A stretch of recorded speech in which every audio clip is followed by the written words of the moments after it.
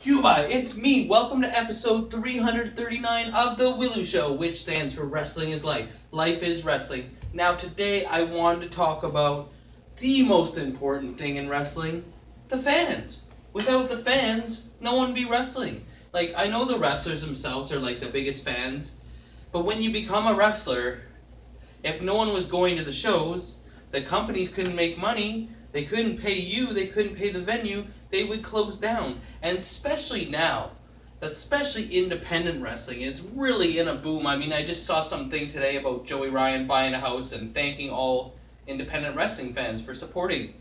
And a lot of independent wrestlers are making a good living doing this. You don't have to be signed to WWE or WCW anymore to do well for yourself. You can do this as a full-time job. And I see a lot of people, especially in Ontario, that are almost there, that are wrestling every weekend. They just need just a little bit more, and then they're going to be doing that and doing their dream job for a living, which is something I always wished I could do. But yeah, the fans, that's what it's all about. Now, I wanted to talk about great moments with the fans. Like, you see all the Make-A-Wish videos that like John Cena has broke the record and stuff like that. But in general, most of the wrestlers I find are pretty good to the fans. They know it's their money meal ticket or whatever, and they go out of their way. I especially see it a lot on indie shows, going out of their way. Like, these guys that come in, their big names, they're charging for pictures, they're charging for an autograph, they're charging for any merchandise.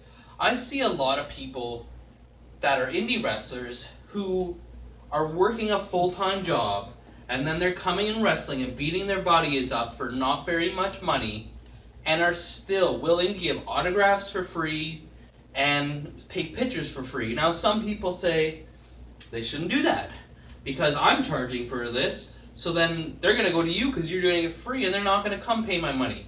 Well, I don't know what I think about that, but personally, I give it for free because to me, how much money do you think these fans have? If they come to a show, let's say they come and the dad brings his two kids. Well, he's already spent about $60 there, plus whatever gas money.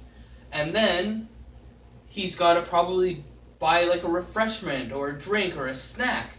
Cool. And then the kids want a shirt or something, so you can't just buy one of the kids. Like, they're already spending like $100 right then and there. And then the one kid wants to come up and ask for an autograph and you're going to charge him. I understand the people that are doing it for a living. If you're doing it for a living, it's your living. It's understandable. And then we're like, well, what if you're not doing it for a living? Don't you need the money just as much? Yeah, you do, but did you get in this for the money? For me personally, and now I'm not the type to put it out there. I don't like doing that, but I feel I need to speak about it on my show. I've given away so many free things. Anytime somebody asks for my photo, a picture with me, a picture with the belt, they want me to autograph, I always first, whenever the kids want me to sign a piece of their clothing, I always make sure it's going to be okay with their parent. I don't want them coming home and getting grounded because their shirt is ruined for an Elian Habanero autograph that's worth absolutely nothing on eBay. So I always make sure, and I have given away so many shirts for free, you don't even understand. In Hagersville, for example, I looked around, and I looked at all the kids, and there was like this one kid, and he looked more like he didn't have any money, like they didn't have any merchandise, they didn't have any refreshments. They were probably just lucky to be there. And he was cheering the loudest, he was the nicest kid, he came up and talked to me, and he was really shy, and he was just like, man, I really like you, and he was like stuttering, and I was like, thank you so much, and I never blow them off. I find almost the intermissions are not long enough because they think I'm just gonna be like, oh, thank you, and then walk away. Like, no, I'm like, oh, what match did you like? Oh, and I ask them, oh, like, how you doing in school? And I've given away so many free shirts, and I found out it was this one kid's birthday in Hagersville, and he was like, oh, I just turned 8. And then I'm talking to the parents, and I'm like, well, here you go, happy birthday. I gave him one of these shirts. And the mom was like, his birthday was like 2 months ago. I'm like, I don't care, he's still happy about it. And she was like, you should do birthday parties. And I'm like, I'm willing to do birthday parties. But obviously it's going to be like 10 months from now if it was his birthday was just 2. But yeah, like, I see a lot of people, they do it, and then they just, right away, they go to post it to social media like, oh, I met this kid, and oh, his highlight of the day was the picture with me. I do this all the time, and I don't brag about it. Yeah, here I am bragging about it. But like, are you doing it just to make yourself look good? Or are you really doing it? I think it's both. I think most people brag about it because they're just like, hey, look what you're getting from me when I come to the show. So it's like, hey, let's book this guy. He's good with the fans. So I understand. I'm just not the bragging type where I really think, I did an episode on bragging in wrestling called Brag Away. I really think you do need to brag in wrestling because if you're not bragging, no one's going to do it for you. Like, I mean, there's tons of wrestling fans out there, and generally they will put you over. But you have to constantly be putting yourself over. You have to constantly be reminding them, hey, don't forget about me. Don't forget about me. And like with the like giving away the free shirts, like I'll tell them, don't tell anybody. Like other people are selling their shirts for $20 and you're getting one for free from me. Like, hey, keep it on the down low. Like it's not fair. And like when I first got these shirts, I was like, I don't know, selling them for 15, and the other wrestlers were like, no, you can't undercut us. We're selling them for 20. So I get it.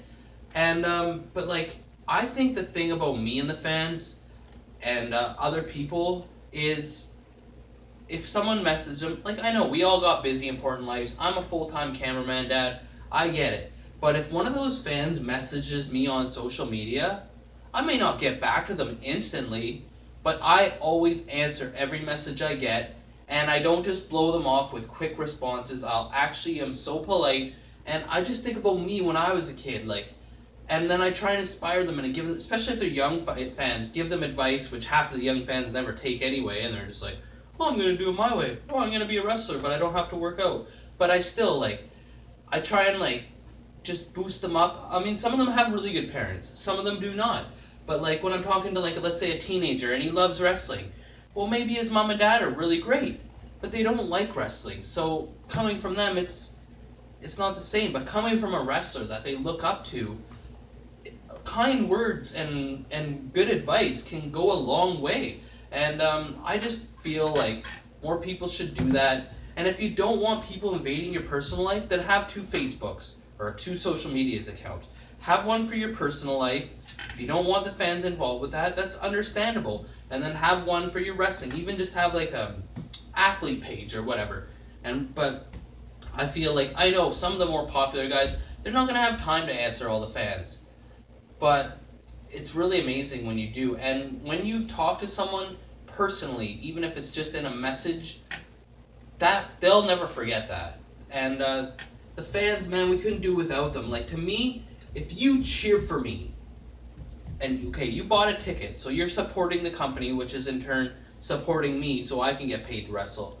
And you cheer for me. That's all you do. You cheer as loud as you can for me and you support me, and then you come up and you say, I like your energy. You don't know how much that means to me. Other people take it for granted, not for me. That means so much to me because I've wrestled matches where no one cheered for me. And I've tried my hardest and done 15 finishers in a match and no one cared. So when I connect with the fans now, it really means a lot, and I can't put a price on that. It's whatever that stupid commercial is, priceless, where it's like $20 for a ticket, whatever they say, and then at the end they say priceless. Most people know what I mean. But yeah, the fans is what it's all about. I did an episode, The Best Fans I Know, which is just, I did like a top 10 list of fans, and then some people got butthurt, but it's like, hey, I even explained, I can only pick so many, I'll do a number 2. But the fans are where it's at, and they should honestly be treated very well. Like, there's some incredible fans that go to like 5 or 6, 7, 8, 9, 10 different promotions, and are spending so much money, and doing whatever they can, helping set up the ring. Without the fans, do you think you could promote an event on Facebook? I see a lot of companies now that are not putting up pictures. They don't have radio ads. They don't have TV ads. They don't have newspaper ads. They're doing all their promotion for their events on social media. And you know what? If the fans didn't support it, if the fans didn't share it, like it, comment on it, no one would know about it. The way social media works is the more likes and comments you get, the more times it gets bumped up the feed, so more eyes get on it. So every time a fan clicks like on your event, you should be grateful. Even if they're not coming, even if they just put interested in the event.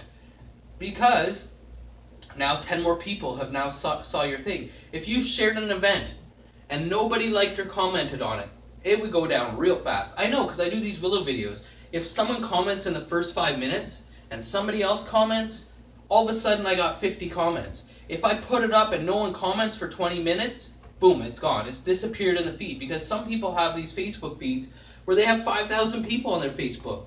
So they're going to get the ones that are becoming the top stories, the most clicks, and, you know, going down to the bottom of a list of 5,000 people, not too many people are going to have 7 hours to scroll all the way to the bottom.